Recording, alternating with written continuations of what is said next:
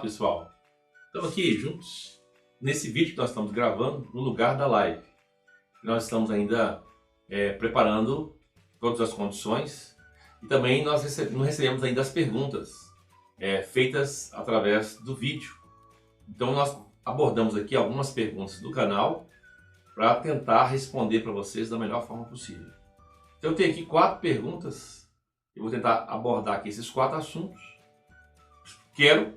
Imagino que eu vou tentar elucidar mais, e se tiver mais dúvidas em relação ao que eu falei, aí na próxima live, no próximo sábado, vamos estar respondendo, tá certo? Bom, a pergunta que eu tenho aqui é a pergunta do Danilo Santos. Danilo Santos diz assim: paz, pastor.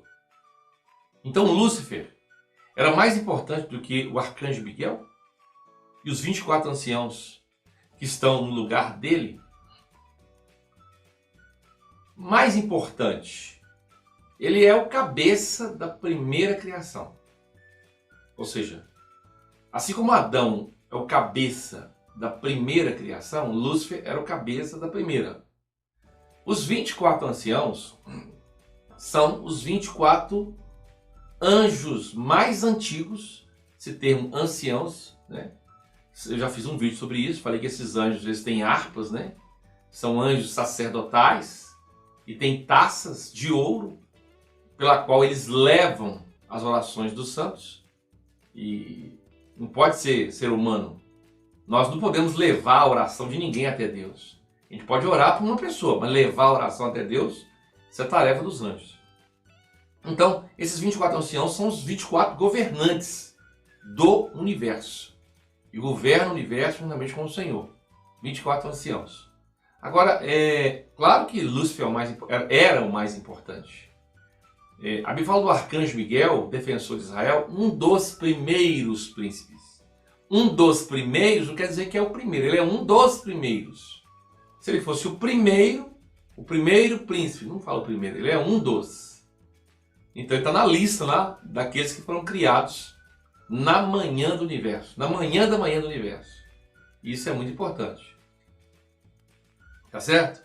Então, assim, hoje é claro que ele não é mais importante, até mesmo porque ele não está dentro do governo de Deus, né? Então,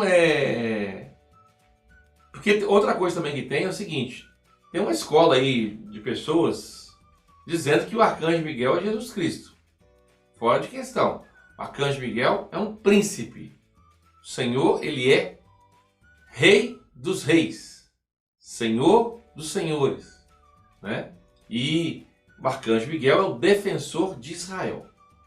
Ok, vamos ver aqui a outra pergunta. Eu tenho uma pergunta aqui agora da Gislene Barbosa. O senhor pode explicar se quando um homem e uma mulher peca, o pecado de ambos, ou de ambas as partes, pode sujar seu companheiro? Quem perguntou é Gislene Barbosa. Eu respondi para ela, só que não foi muito claro. Eu quero ser claro aqui. O marido peca, o pecado pode sujar a esposa? Vou dar outro exemplo aqui. Na igreja tem pecados. Os pecados podem sujar os irmãos? Por exemplo, você está congregando num grupo de pessoas, aí tem uma pessoa que está pecando lá. Aquele pecado pode te atingir, sim ou não? A resposta é sim e não. Não é engraçado? Mas é isso mesmo, sim e não. Pastor, por que é sim e não? Então vou mostrar o sim. Você lê em 1 Coríntios capítulo 5, ali tem um pecado de um rapaz que está tendo relação com a madrasta. E aí Paulo diz assim, que o pecado dele vai contaminar toda a massa. A massa é o povo. O pecado dele é como se fosse o fermento, que entra na massa, toma conta da massa e contamina toda a massa. Então, vai contaminar, ou pode contaminar, Paulo está dizendo. Por quê? Porque assim, se na igreja ou na sua casa, vou falar da igreja, vou falar da casa. Digamos assim, tem um pecado. Digamos igual que é de Coríntios. Você sabe que tem um rapaz lá que congrega na igreja e que ele está transando com a madrasta, ou está fornicando com a namorada. Aí todo mundo sabe disso, isso é muito claro, mas a gente faz vistas grossas. Esse pecado contamina toda a massa. É o pecado tolerado e não tratado. Não tem como a gente saber de pecados Tem pecados que não estão dentro da esfera de conhecimento da igreja. Mas na igreja, muitas pessoas pecam, pornografia, mas há um conhecimento disso? Isso foi tratado? Não. Então, esse pecado vai contaminar toda a massa. Agora, se não foi, existe um nível de influência? Existe. Porque a Bíblia diz assim, presta atenção, a pessoa peca, ela vai ficar abatida, não vai? Ela vai ficar triste, não vai? Ela vai ter problemas espirituais. A Bíblia diz assim, quando um membro sofre, 1 Coríntios 12, 26, todo o corpo padece. E quando um membro é honrado, todo o corpo se regozija. Porque a vida do corpo ela é comunicável. Então, também, de maneira indireta, vai afetar todo o corpo. Então aqui eu estou falando de maneira indireta e de maneira direta. De maneira direta, se tiver alguém pecando na igreja ou na sua casa, por exemplo, a mulher é casada com o marido. O marido é cristão, tá certo? E ele tem questão de pornografia. Ele gosta de pornografia. E ela é também cristã, ela faz vistas grossas. O pecado dele vai atingir ela. De maneira direta. Agora, de maneira indireta. Você não sabe o que está acontecendo, mas o pecado dele abre porta para Satanás vir e te incomodar também. Por quê? Porque, de alguma forma, ele está abrindo portas. Se ele abre portas, está dando legalidade. E o diabo, ele não vai dizer assim, ah não, tudo bem, está aqui. Ele vai tentar, de alguma maneira, te atacar. Ainda que de forma indireta, não como atacaria ele. Então ela perguntou aqui. E a Bíblia fala que a mulher santifica o marido. Quando a Bíblia fala que a mulher santifica o marido, é que é assim, se ela tem uma vida santa, aquilo vai repercutir de maneira positiva na vida do marido. E não santificar no sentido de que ela santifica sozinha, e aí o marido não faz nada e já é santificado. Não é não, ele vai influenciar. Vou dar um exemplo aqui, de santificar um ambiente. Você é uma pessoa séria, que ama a Deus, que teme a Deus. Quando você chega no ambiente, você vai salgar aquele ambiente. Por exemplo, eles estão contando piadas, falando de coisas obscenas. Você chega e acontece. Não para? Porque você está salgando aquele ambiente. Então veja bem, a mulher santifica porque a vida dela é um testemunho, acaba que vai influenciar o marido de alguma forma, ainda que de maneira muito progressiva. Então é nesse aspecto. E não que se ela for santa diante de Deus, o marido está tranquilo e vai ser santo. Não, ele vai ser influenciado. Nós influenciamos as pessoas positivamente ou negativamente. É bom que se fale isso. Né? No caso da mulher santificar o marido, ela vai estar influenciando o marido, ou vice-versa, positivamente. É uma influência. Cria uma atmosfera. Inibe o pecado de se manifestar. É nesse sentido. Né? Outra pergunta. Nilson Fagundes. A vinda do Senhor no arrebatamento da igreja e outra do que a vinda dele no Monte das Oliveiras? Ou seja, aqui é outra questão. Pastor, o Senhor veio, Jesus Cristo veio a primeira vez. A primeira vinda do Senhor foi o seu nascimento, a encarnação do Verbo. Ok. Então agora a gente aguarda o quê? A segunda vinda. E na Bíblia tem 4 palavras. Parúcia, Epifânia, tem um verbo no grego que chama erkom, ou Apocalipse, que é a revelação do Senhor. Acho que esqueci de uma ou outra, mas basicamente são essas. Então, nós que cremos que a noiva não passará pela grande tribulação e vai ser colhida antes da grande tribulação, a gente fala assim, aí é a vinda de Cristo, não é, pastor? Só que quando você vê no final da grande tribulação, lá no final, lendo Mateus capítulo 24, versículo 29 e 30, ninguém tem dúvida nenhuma de que ali é o final da grande tribulação. Lendo Apocalipse 11, versículo 15, ninguém tem dúvida nenhuma de que lá é o final da grande tribulação.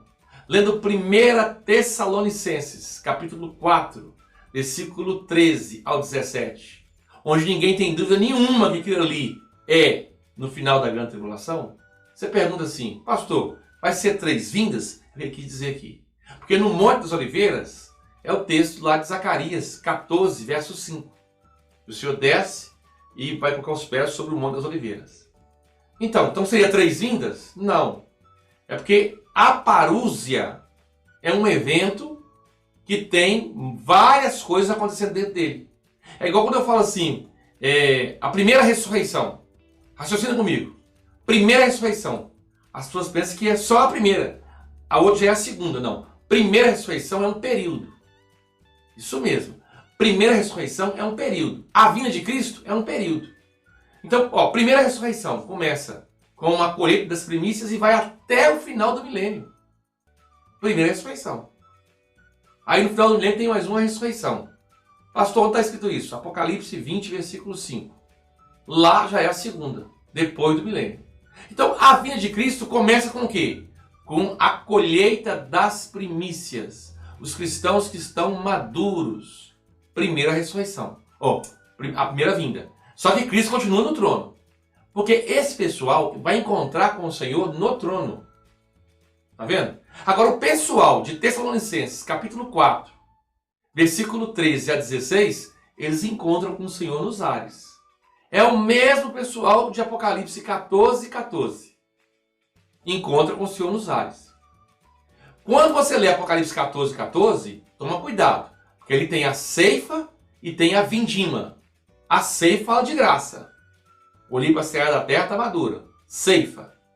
Vindima é do versículo 17 ao 20. São duas coisas diferentes. Estão relacionadas? Estão. Mas a ceifa é do trigo.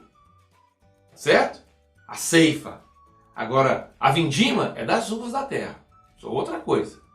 E aí você descobre o seguinte. Então a vinda do Senhor começa com um grupo indo com ele até o trono. Pastor, me mostra esse grupo no trono. Mostra. Apocalipse 14, do versículo 1 ao 4. Se você falar que eles são israelitas, no trono, olha, quando é que israelitas encontram com o Senhor no trono? Pastor, mas são chamados de primícias. São 144 mil. Não confunda, querido. Os 144 mil de Apocalipse 14, de 1 a 4, porque eles são aqueles que seguem o Cordeiro. Israelita seguiu o Cordeiro? Os israelitas vão seguir o leão da tribo de Judá. A vinda de Cristo tem duas figuras, Cordeiro e leão. Tá vendo? Esses que seguem o Cordeiro, tá vendo? É os que creram no Cordeiro. Tá vendo? Agora, o leão tem a ver com a segunda vinda do Senhor. Então ali tem um grupo que está no trono. O pessoal que não acredita que tem arrebatamento antes da grande tribulação, eu sempre pergunto para eles assim, o que vocês vão fazer com o pessoal que está lá no trono? As primícias que foram colhidas da terra no trono.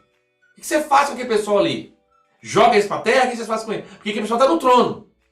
Eles estão diante do trono. E o trono ali é o trono celestial. Monte Sião ali é o Monte Sião celestial. Tá vendo? Muito interessante, né? Pois é, eu vou fazer um vídeo falando sobre as primícias. O que são as primícias? As características das primícias. Bom, o pessoal está vendo essa live. Pastor, criou foi mais dúvidas. Então manda as perguntas. Porque aí a gente vai responder para você em primeira mão na próxima live no sábado que vem. Aí eu posso falar só sobre primícias. Pastor, eu quero falar só sobre primícia. O que é primícias, como ser primícias, como amadurecer primeiro. Embora no meu canal já tem mais de 20 vídeos no privado só sobre a vinda de Cristo. Estou querendo lançar esses vídeos logo após a série dos anjos. Estou pensando aí em lançar aí mais 2 vídeos sobre anjos e entrar na questão da vinda de Cristo. O que vocês acham? Me responda aqui no final, aqui no comentário aqui. Fala, pastor, então fala sobre a vinda de Cristo. Queremos vídeos sobre a vinda de Cristo. Se tiver uma boa repercussão, né? Um bom compartilhamento aí, quem sabe? Vamos fazer assim. Tá certo? Deus abençoe vocês grande e poderosamente. Um grande abraço. E perdoa porque não fizemos a live, mas fizemos o vídeo para substituir a live.